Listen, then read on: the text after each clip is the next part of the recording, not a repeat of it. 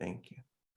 Okay, so this evening, I wanted to return a little bit and go further with some of the themes that we talked about when we were together 2 weeks ago, but it'll all be new for those who weren't here. So there's no story being continued. And the idea is basically, what is the Baha'i Faith and how does it relate to humanity's unfolding journey? And when I talk about humanity's unfolding journey, I really mean the whole kit and caboodle. Why are we here? What is the purpose of this life? Where are we going? And in order to kind of tell that story, I have to bring in one of the major players in this story, which is God, right? Because that word comes up in a lot of contexts and for a lot of people. And I picked a puzzle background because it's so hard to really even say what God is. There was a time in my life when I was studying a lot of other different writings, and they were written by atheists. And I realized as I was reading these books, and they were very profoundly spiritually moving to me, that even though a person may say they disbelieve in God, it's not very difficult for me to find a thing in life, their life, that touches them the way that I feel God touching me. And then I discover that this is human beings connecting with sort of a primal spiritual reality that they may or may not have the same name for that I do. They may not, have the structure of religion around their experience with that thing. But I think it's part of the fundamental human relationship with life that we have these experiences that, I can appreciate people not wanting to put labels on them. I can appreciate when a person says they don't believe in God, if the God they don't believe in is the, societally packaged up idea of God that often gets handed down to us in childhood. So when I say God, I really don't even know what I'm referring to. In the Baha'i Faith, God is described as an unknowable entity, an unknowable essence that human minds will never be able to conceive or approach. And so there's another figure in our sort of spiritual landscape, which is the manifestations of God.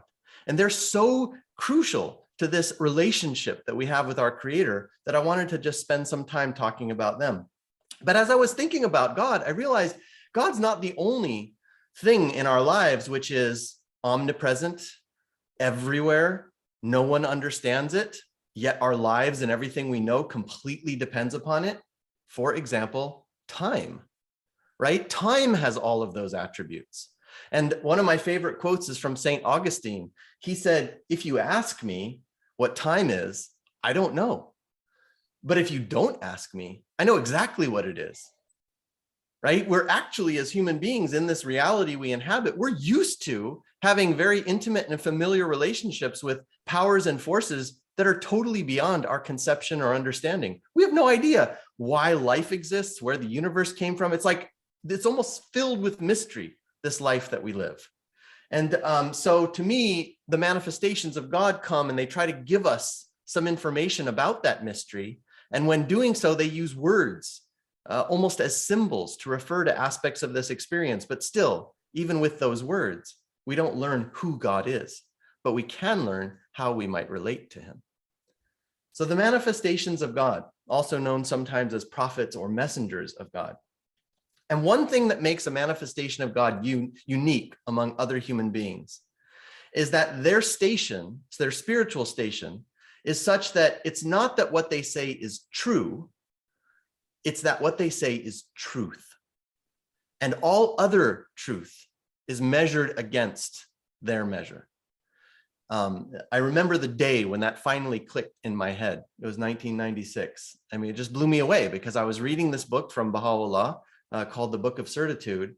And I was like, every single paragraph, my mind was going, yeah, but but what about this? I was just sort of like carrying on this continual argument in my head because I realized I was trying to make all of his words okay.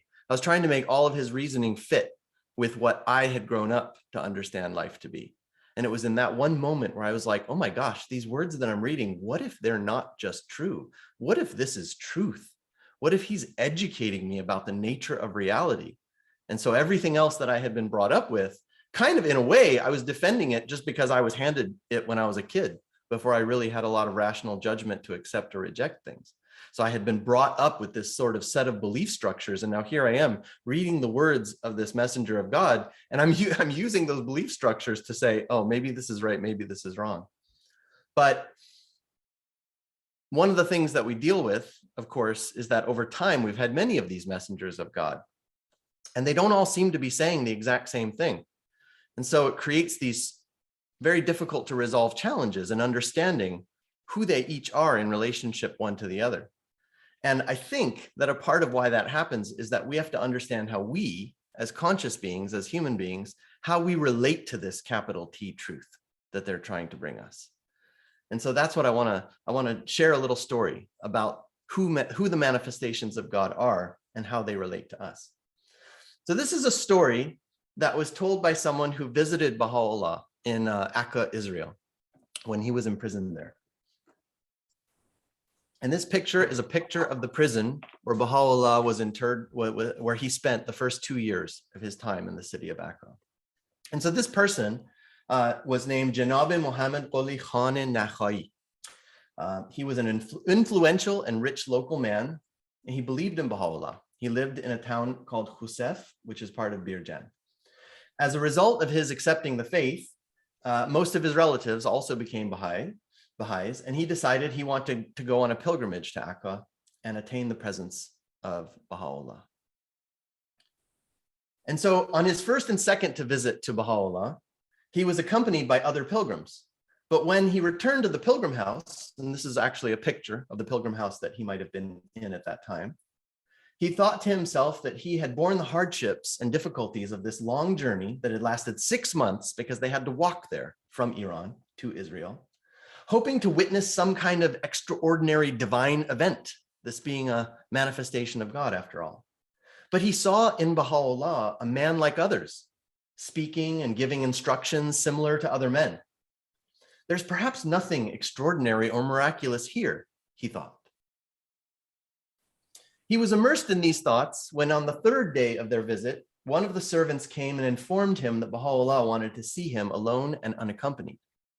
He immediately went to the presence of the Blessed Beauty, and as he lifted the curtain and entered his room, he bowed and instantly saw the Blessed Beauty as an incredibly bright and dazzling light.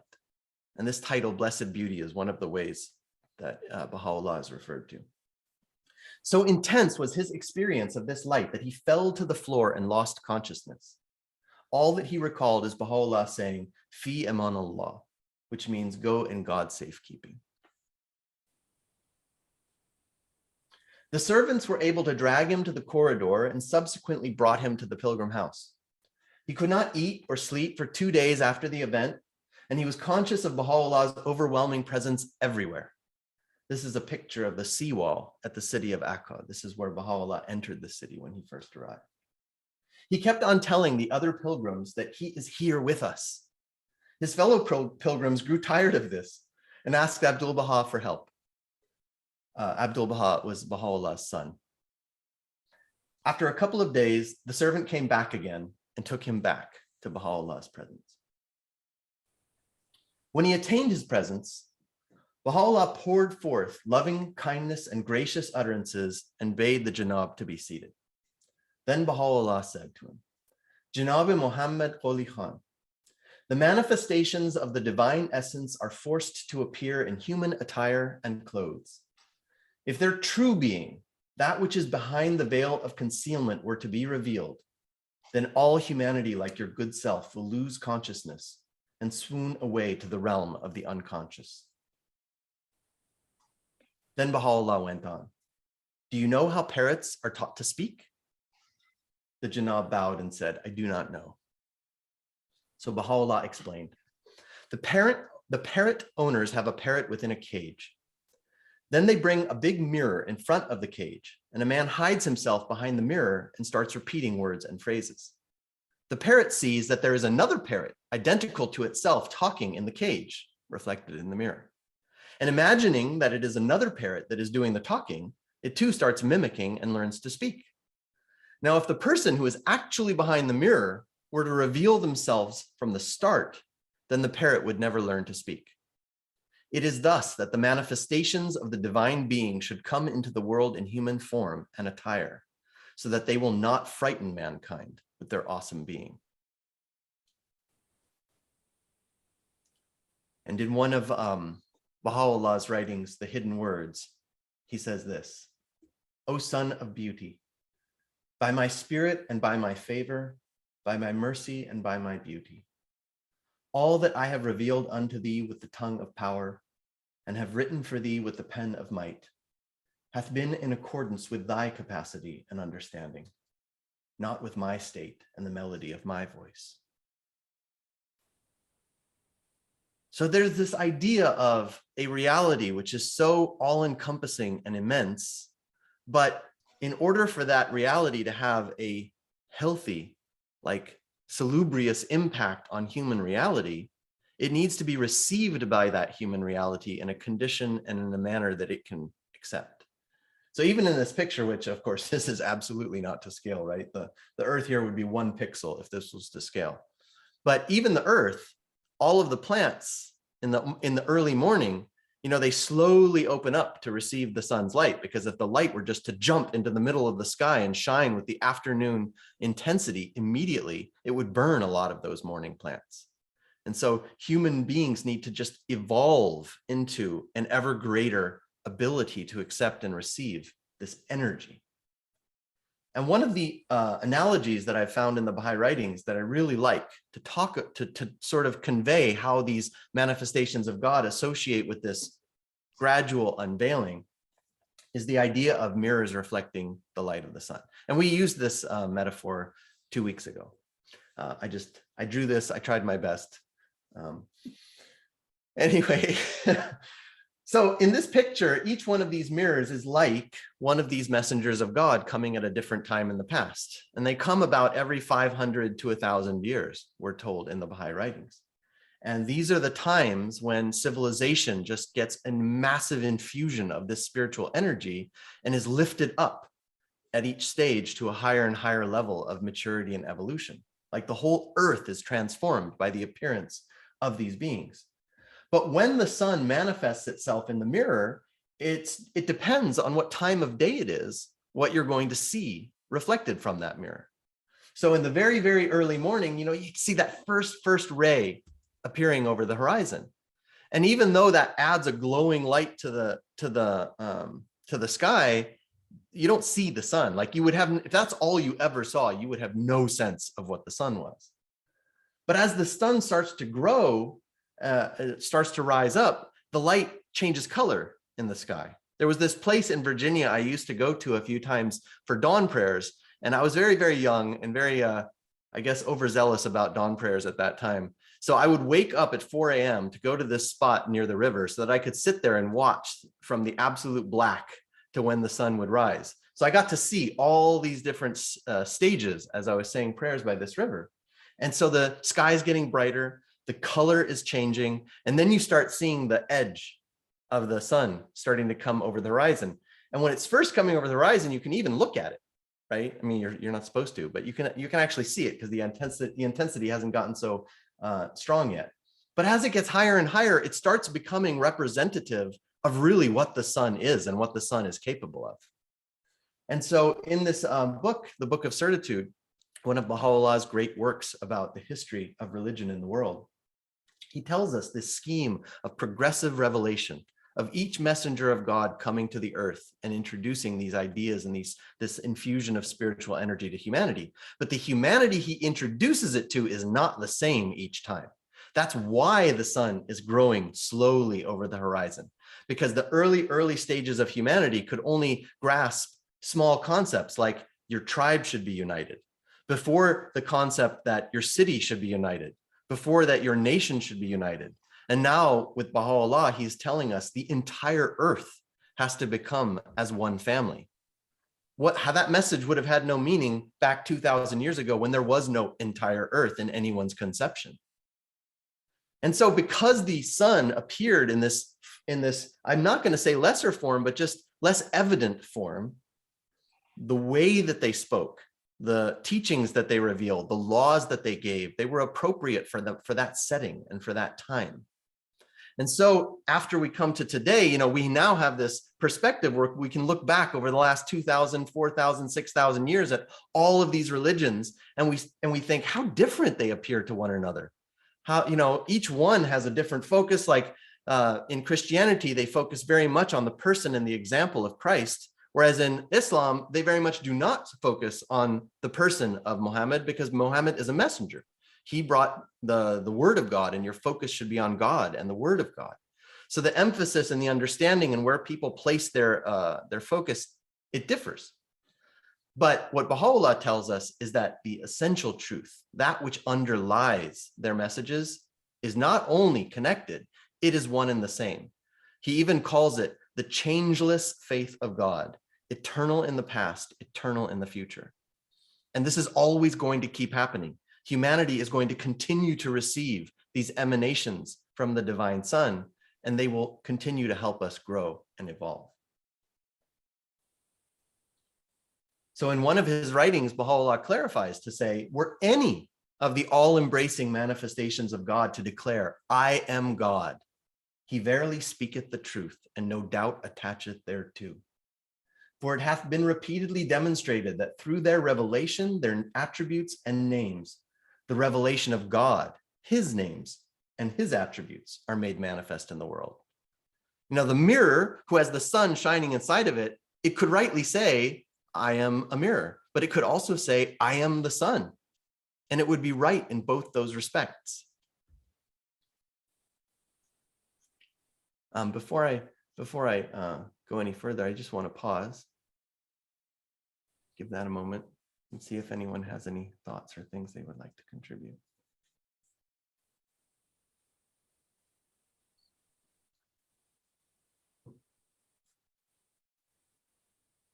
Ask if anybody has any thoughts.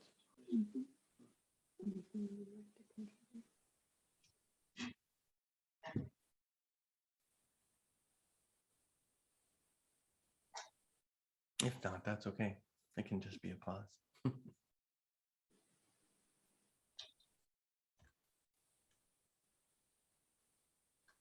Well, then let me look at how human beings receive these messengers. So the way that humans interact with the reality around us is that I'm going to use this beautifully hand-drawn tree as a stand-in for reality, divine reality. And here we appear on the scene. But in order for us to have an experience of or a relationship with this divine reality, there needs to be a medium, something that communicates it to us. So in this case, it's the light. When I'm in my backyard, we have a lot of trees in our backyard. When I'm looking at the tree and I'm seeing the tree, I'm experiencing the tree, one could say, but I never take my eyeball and place it up on the tree, right? My interaction with the tree in that sense is only through that light. And that light is coming from a source. I'm not looking straight at the source. I'm seeing that source as it has reflected from the tree and made the tree visible to me. So this is like the messengers of God acting as that intermediary between the divine reality and us so that we can have an experience of it. In the Baha'i writings, it says that had the messengers of God never come, humanity would never have evolved above its animal and material condition. That all of the philosophical ideas that we have about virtue and good and evil, they could be tracked back through time to some manifestation of God who brought that idea to us. And so when we look at that tree through the medium of the light, we start to form an idea of a tree. You know, we see the tree, and now in my mind, I have this replication of the tree. I see it in my head rather than seeing it in reality. And when I do that, I produce an idea of a tree. And depending on who you are, and I know there were people here who said they were nature lovers, depending on who you are, you may hold the tree, the physical tree in front of you, to be more real, or the idea to be more real. Like there are people that when they see something, oh, that's a tree, and they just move on. And they don't have any more experience of the tree than that 100th of a second it took them to recognize it. And then other people will think, wow, each tree is a unique and individual being, and they really want to spend some time to experience it. It's a different orientation. But in the same way with the manifestations of God, they come, they give us this message in order to introduce us to the divine reality. And when we read that message, we form an idea of what the divine reality is from that message. Through our understanding, through our interpretation, through the customs that we build around observing and making sacred that divine reality. And when we begin to hold the idea as more real than the thing that was being introduced to us, that's when it can be threatened. And when the next messenger of God comes, and he comes to give us new truth, our mind is like, as Christ puts it, an old wineskin, and the new wine can't fit. It's just going to burst it. So this is what human beings have done through time.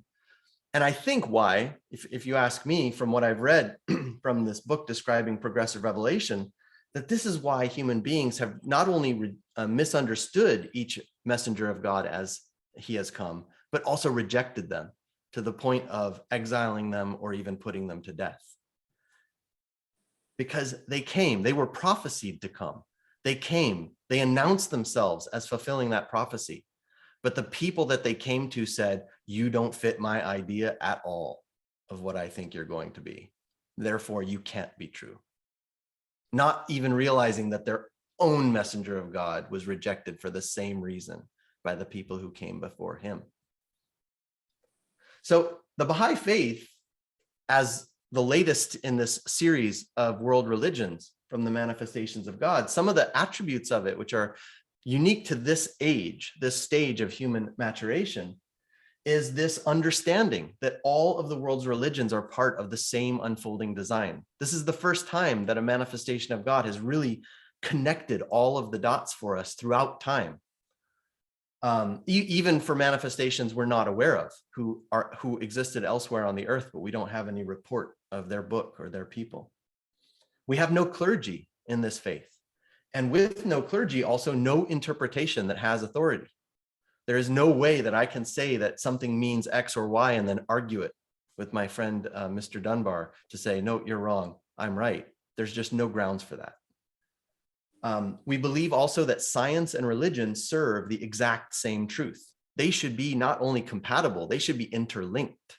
The findings of science should uphold the principles of religion and vice versa. I believe it is even Abdu'l-Baha saying that if science upends a religious belief, then the scientific evidence should be preferred. We also believe that human beings are inherently noble and infinite in spiritual potential, and this has not always been the belief of religious communities. We think that people are born good and they are good, and that goodness simply needs to be nurtured and developed and brought to the fore. Also, society, in the similar way, is only at the beginning of its development. I mean, for all the technological advances we have and for all the 14 versions of the iPhone that there have been, we have not even started to see what this world is going to become, especially when human beings begin to work together in harmony on large scales. And the other unique aspect to the Baha'i Faith is that the religious texts that we have were confirmed by their author. So in Islam, we have the privilege of having a written holy text. And it was written by the people who were with Muhammad at the time, memorizing and committing these words to memory. But it was after Muhammad's passing away that they were able to group together into a conclave and write these words together, write these words down on paper after they all agreed that they had remembered the same thing. Whereas in the Baha'i Faith, Baha'u'llah would often, in answer to questions, he would dictate the text in response. And as it was written by his secretary and then transcribed into a legible form, he himself would review that legible form and approve it. So we have not only writings that took place at the time of the author, they were confirmed by that author as well. And they're copious. There are over 100 volumes in Persian and Arabic of Baha'u'llah's writings on a vast array of subjects. So this slide intentionally left blank so that we can have a moment of discussion. Sue said it would be best to ask a leading question to prompt discussion, but I don't have a leading question in mind. Am I revealing the inner secrets, Sue? I have a question. It's not a leading question, but I had never thought before we get the idea of the tree rather than the tree. And it might be a warped idea, or we get the idea from someone else. We're listening to their idea. Mm-hmm. And we formed the opinion. Well, my mother said this was what the tree was about, so I believe her, so I'm going to believe this. And so over a lifetime, your idea of the tree gets very concrete, it's static. Mhm, And mhm. you're not willing to change because you have, this is what you know. I hadn't thought of it that way, but that's true. Wow, that's an idea of an idea. Mhm. I should add that to the picture. Yeah, you explain things very well, John. You're doing a wonderful job. Thanks, Emma. You gave me a lot to think about. I'm like, wow. Well, I have just a little bit more for you, but I wanted to see if anyone had anything they wanted to add.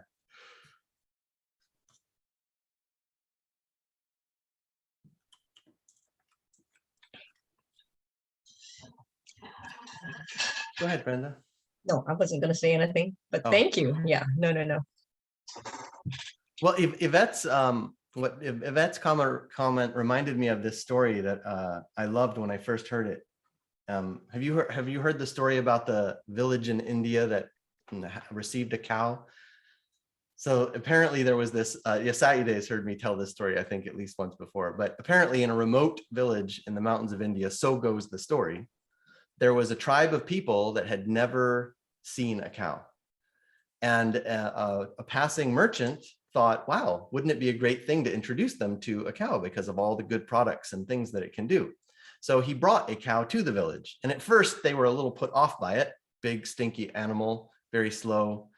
But as he began to show them how to milk the cow, how to get the dairy products, how to turn it into other things, they started to realize, wow, this is basically a treasure on legs. Well, all the things that this cow can do. And so they really took to the cow, and they used it for many years, venerated it, loved it.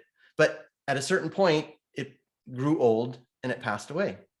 And then in memory of all the things that this cow had done for the villagers, they erected a little statue of the cow, just a simple clay statue.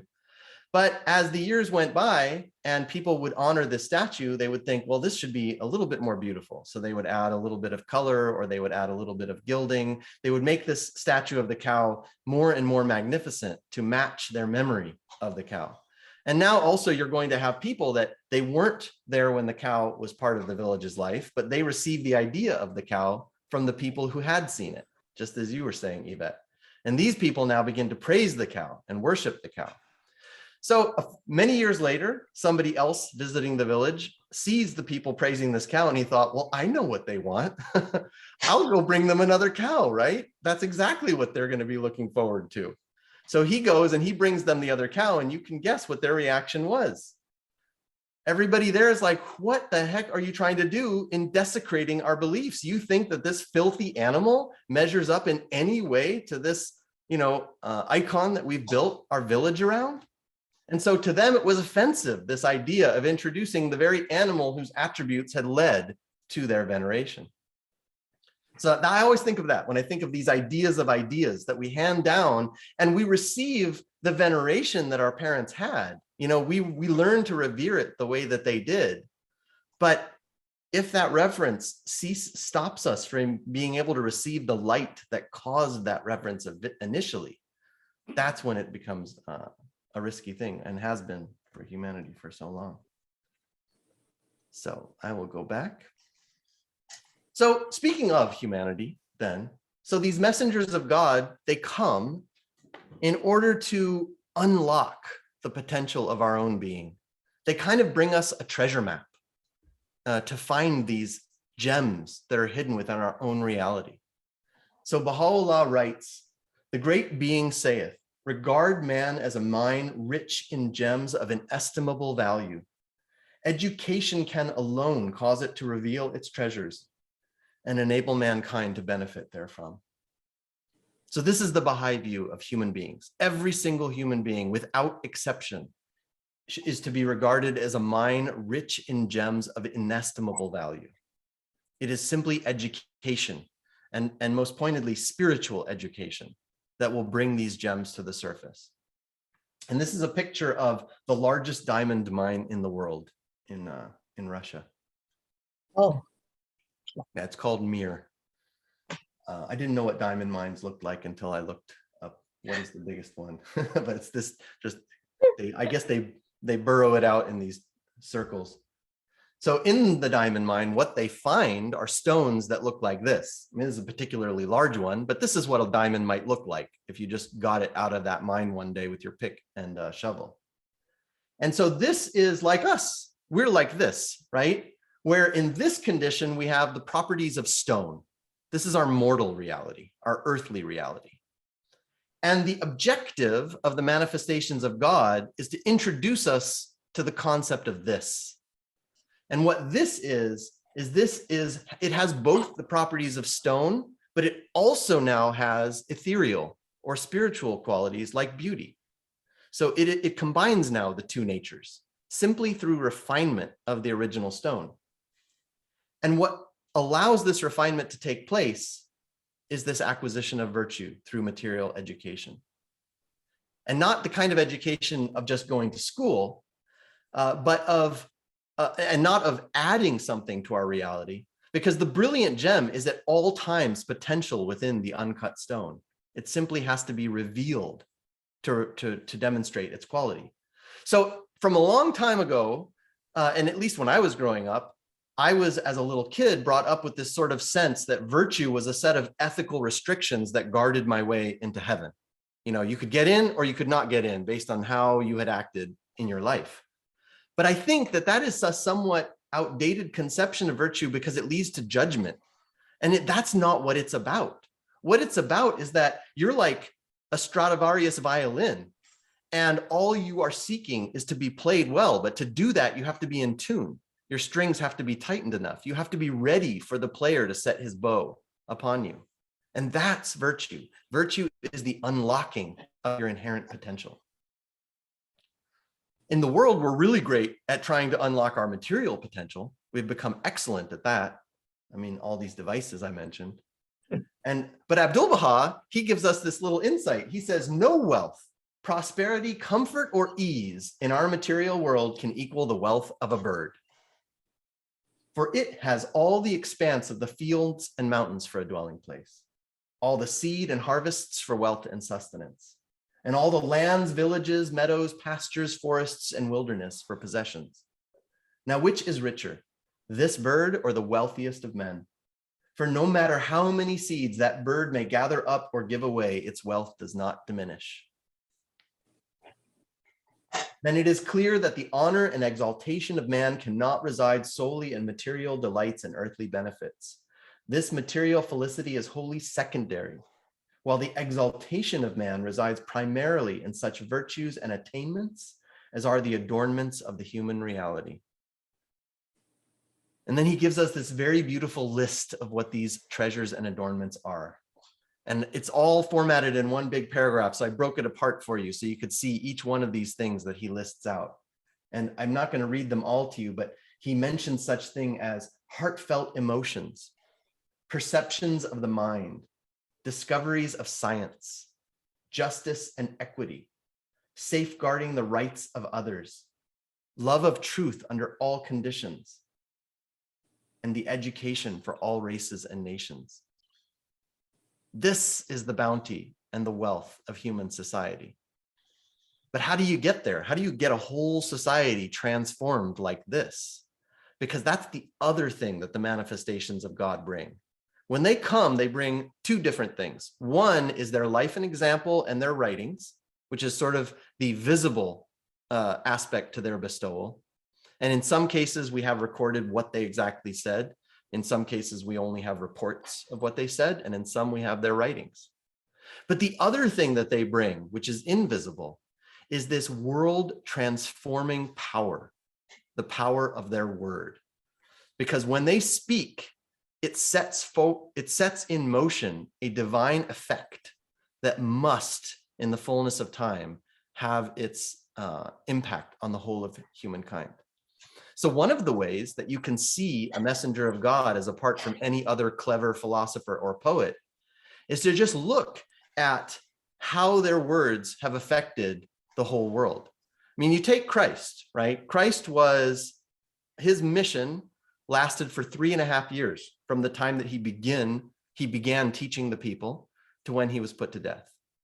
He never wrote anything down, but his words were recorded.